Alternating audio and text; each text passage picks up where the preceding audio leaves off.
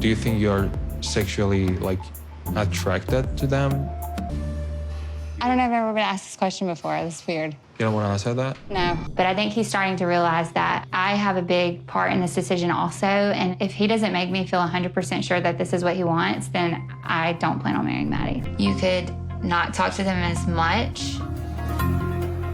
You're asking me not to call my family? I don't know if the stakes have ever been higher for any couple ever on this show. Not only has Maddie left everything behind to be with Stevie, but if he ever ends up going back home, he potentially faces being arrested. That's a lot of pressure on this relationship, isn't it? So why is Stevie doubting him? Well, before we get to that, let's rewind to the start. So the last time we saw Stevi and Mahdi, she was getting more worried because he was getting so homesick. In fact, he even hinted that one day he might risk going home. That is a lot to process. It's definitely hard to act normal whenever I know we have such big questions and issues kind of just hanging over us right now. Despite being worried about their future, the pair do need to start building their life together. They do need to figure out what it would be like if they lived together permanently as a married couple. And one part of this, a big part of Maddie's life, is going to the gym. This will be the first time that they're going to the gym together.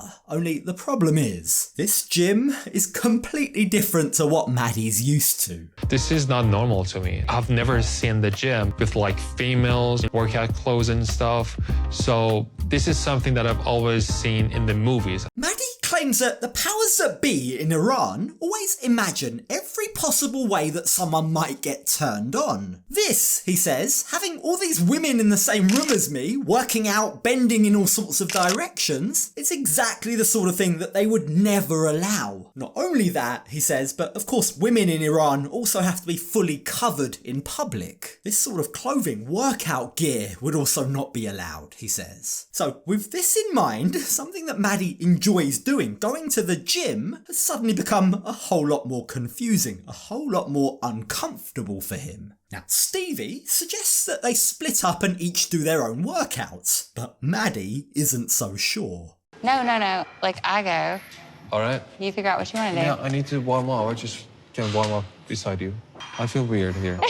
Poor Maddie really does have a whole new world that he has to get used to. There's a lot that seems to make him feel awkward, and those feelings of awkwardness really ramp up when another gym goer, a lady, has to help him with the settings of an exercise machine. Now, considering how uncomfortable this experience is for him, his next question to Stevie is pretty surprising. Me being a personal trainer, and if a girl comes up to me and wants to have classes with me, would you be okay with it? I guess my question for you would be how professional are you going to be?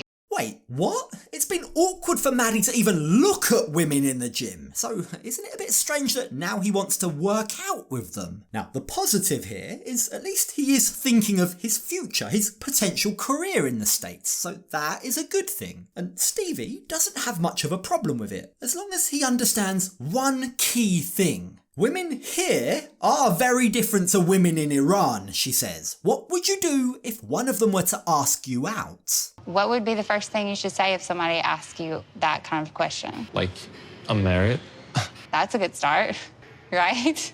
He hasn't even started working with women yet, and already Stevie sounds kinda jealous. Yeah, Maddie is gonna have to be careful when it comes to picking his clients. Now, Stevie picks this opportunity to ask Maddie a question. How would you feel if the roles were reversed, she asks. Would you have a problem with me working with a woman? To which Maddie replies honestly, yes, I might be worried, he says, but only because I'm already worried. Is there something you want to tell me about you and other women, he asks. I mean, what's the deal with all the boob paintings in your house? Do you think you're sexually, attracted to them?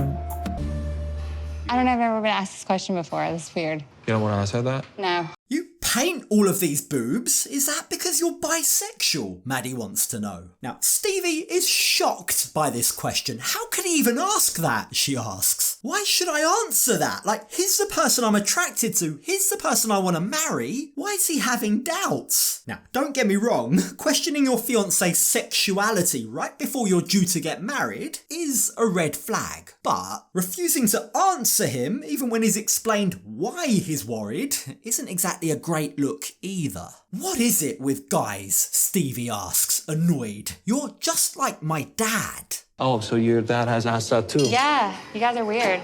Maybe he has seen something. I think he was being sarcastic. Are you sure he hasn't seen anything?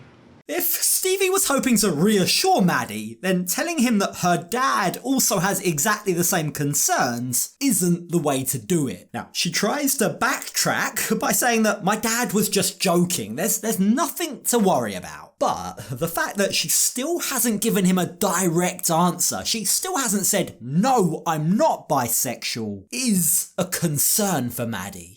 You were like so vague about it. You don't I'm see not that? going to give you any answer that I think you're wanting, so we should just end the conversation. All right. Okay.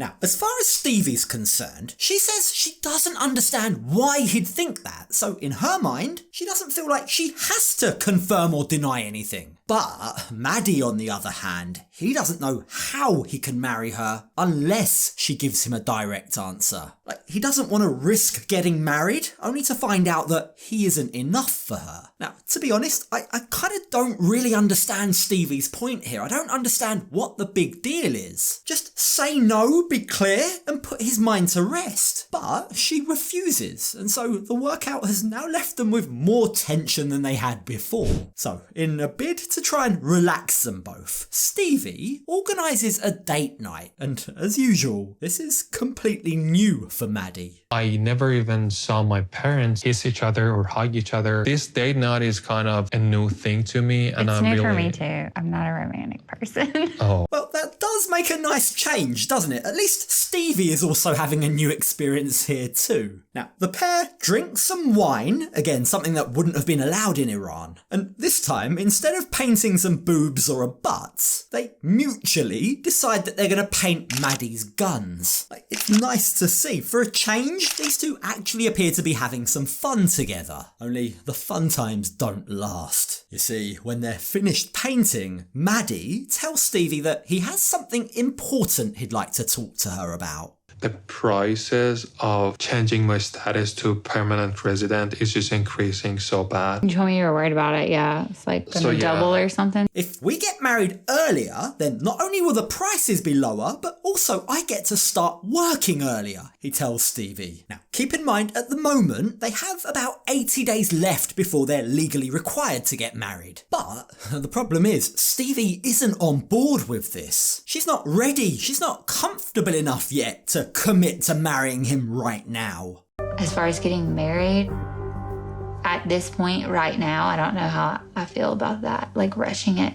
Understandably, rightly, Stevie still has a lot of questions. You keep telling me that you miss your family, that you're not sure you want to stay here forever. How exactly do you want to rush into getting married with all those doubts? Stevie wants to know. Like, sure, yeah, saving money would be good, it makes sense, but there's absolutely no point in rushing into something if they're both not sure about it. Now, in a bid to answer and reassure Stevie, Maddie tries to promise her that he will learn to adapt. But the question is, how can he know that for sure? I definitely don't feel like Maddie should be asking me to push up the wedding if he's not 100% sure that this is what he really wants. Since Maddie got here, he's been having these doubts and questions. Look, 90 days is short enough as it is. Expediting that timeline even further for a couple like these two that barely know each other, that have barely spent any time together in person, really does sound crazy. Now, thankfully, Stevie does stand firm. She tells him she needs to feel better about their relationship before she can choose for sure what she wants to do, whether she wants to marry him. But that admission, that honesty, really shocks Maddie. This appears to have blindsided him. Like, he genuinely seems like it never occurred to him that they both have a choice in whether or not they're going to get married. He seems to have thought that it was guaranteed. But I think he's starting to realize that I have a big part in this decision also. And if he doesn't make me feel 100% sure that this is what he wants, then I don't plan on marrying Maddie. Stevie says that right now she has absolutely no plans to marry him unless they can both be sure that this will be forever. At the moment, she says, there's just too many doubts about that. Like, I'm not ready to make that decision yet. Now, just to add to the confusion and doubt that Stevie feels, she also shares her worry that every time Mahdi speaks to his family, his doubts about staying in America, his homesickness, seems to get worse. And Mahdi himself agrees that this is a very real problem. Whenever I wake up, I call my family in Iran, and unfortunately, my mom starts crying. It's really hard. Mahdi says that he's trying his best to balance these two worlds. The world that I'm living in now and the world that I've left behind. But it's not easy. I mean, you can understand that, can't you? It can't be nice, it can't be easy, hearing his mum down the phone crying every day, not sure that she'll ever get to see her son again. Like, you can understand why that would make someone homesick. But Stevie says that she has a solution to this. It's a solution that Mahdi isn't gonna like. You could not talk to them as much.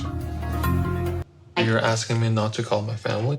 You can still talk to them, but just don't call them every single day, Stevie says. You have to try and adapt to living here, and calling them all the time makes you feel like you're still living there, she claims. Now, not surprisingly, Mahdi isn't happy with this suggestion. In his mind, he's already lost his family, he's already been through something very traumatic. How can she now ask me to cut off contact with them? He thinks that's unreasonable. He says that's a selfish suggestion. Only Stevie doesn't see it like that. In fact, in her mind, she sees it as a necessity. She sees it as the only way that they can strengthen their relationship. And if they can't do that, then she doesn't want to get married. What I'm telling you is that if I don't know that you're 100% sure, then I'm not going to be able to marry you. Mahdi feels like Stevie is asking him to choose between her or his family, but he feels that by being here, he's already made that choice. Now, further limiting how much he gets to talk to his family doesn't seem like something he's willing to do. But at this point, with yet more doubts now surfacing, you've got to ask the question, is marriage actually right for these two? One way or another, the clock is ticking. They have 80 days and counting to figure it out.